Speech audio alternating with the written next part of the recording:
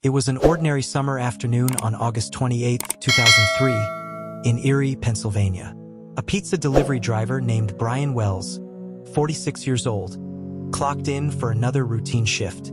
He picked up 2 pizzas for delivery, nothing unusual, just another stop on Peach Street. But this order would change everything. Moments later, police scanners crackled with confusion. A man just robbed a PNC bank, and he's wearing a bomb around his neck.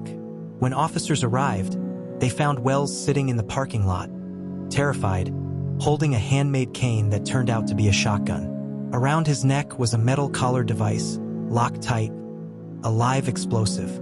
He begged officers to help him. "It's going to go off," he shouted. He said he'd been forced to rob the bank. Police called for the bomb squad, but they were miles away. Minutes ticked by. Then, a loud beep and an explosion that silenced the crowd. Brian Wells was killed instantly. The live news footage stunned the nation. How could a mild-mannered pizza man end up strapped with a bomb and forced into a heist? Was he a victim or part of a deadly plan? The FBI launched what would become one of the most bizarre investigations in American true crime history. A twisted story involving scavenger hunts, homemade bombs, and a group of conspirators with secrets darker than anyone imagined. The scene in Erie, Pennsylvania, was chaos. Reporters swarmed. Residents whispered about a possible terrorist attack. But investigators soon realized this wasn't terrorism. It was something far stranger. The FBI found a series of handwritten notes inside Brian Wells' car, detailed instructions that read like a twisted scavenger hunt. The notes ordered him to rob a bank, collect money, and follow clues hidden across town to supposedly find the key that would remove the bomb collar. Each step came with the same warning: fail to obey, and you will die. It was like a real-life Saw movie years before the film even came out. The question was, who wrote the notes? And was Wells truly an innocent pawn or a willing participant?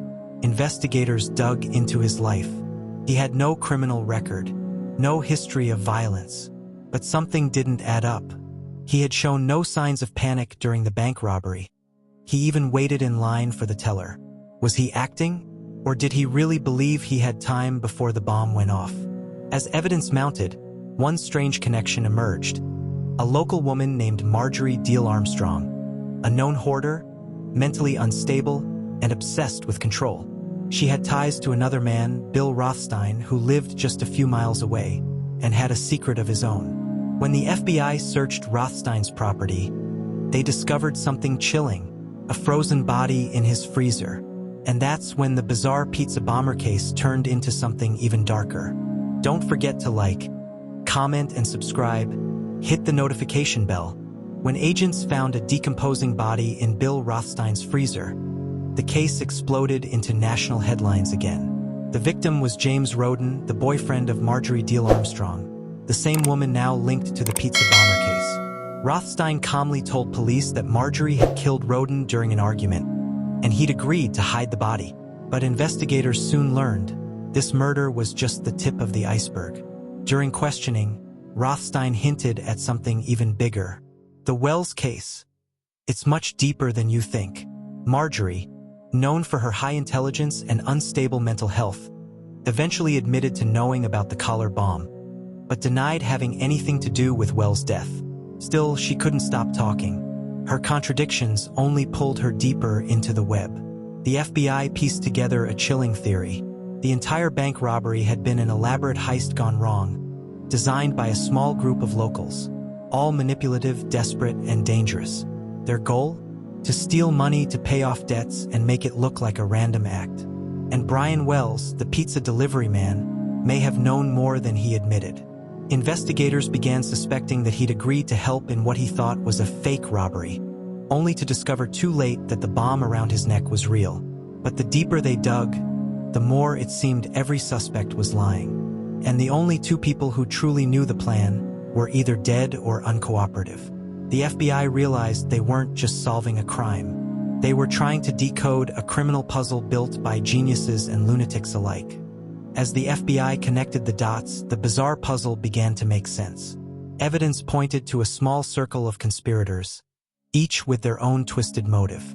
At the center was Marjorie Deal Armstrong, the volatile mastermind. Brilliant yet mentally unstable, she was obsessed with money and control. Then there was Bill Rothstein, her ex-boyfriend, an equally intelligent man who fancied himself too clever to get caught.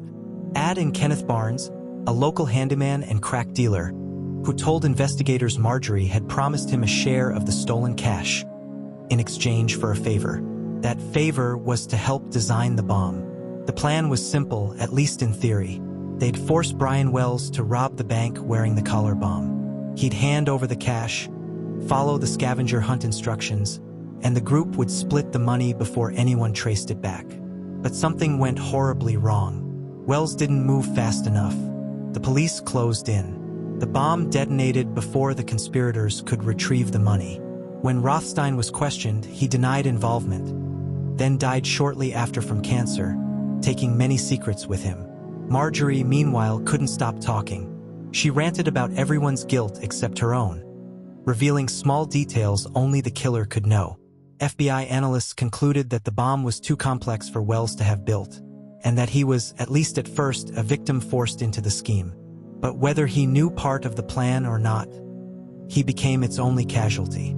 After years of confusion and conspiracy theories, prosecutors finally had enough to bring charges.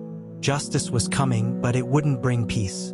By 2007, nearly 4 years after the pizza bomber explosion, the case that had stunned America finally reached the courtroom. Marjorie Deal Armstrong stood trial as the alleged mastermind. Calm one moment, furious the next, she pointed fingers at everyone but herself. Her defense claimed she was mentally ill and manipulated by others. The prosecution argued she was a cold, calculating genius who planned every detail, even the bomb. As witnesses testified, the bizarre puzzle pieces came together. Kenneth Barnes, facing his own charges, agreed to testify against Marjorie. He revealed how she'd plotted the bank heist to pay someone to kill her father, so she could inherit his money. The robbery, the collar bomb, the scavenger hunt, it was all part of a larger, greed-fueled plan that spiraled out of control. In 2010, Deal Armstrong was found guilty of armed bank robbery, conspiracy, and using a destructive device in a crime of violence. She was sentenced to life in prison. Before she died in 2017, she maintained one claim: "I didn't kill Brian Wells. Someone else did." To this day, the case remains clouded in mystery. Did Wells really believe it was a fake bomb? Was he coerced? Or did he play along until it was too late? Investigators called it one of the most complex criminal conspiracies in U.S. history. A chilling reminder that evil doesn't always hide in the dark. Sometimes it hides behind an ordinary pizza delivery bag. Even now, 2 decades later, the phrase pizza bomber still sends a shiver down America's spine. A story of greed, genius, and one man's final, desperate plea for help that came too late.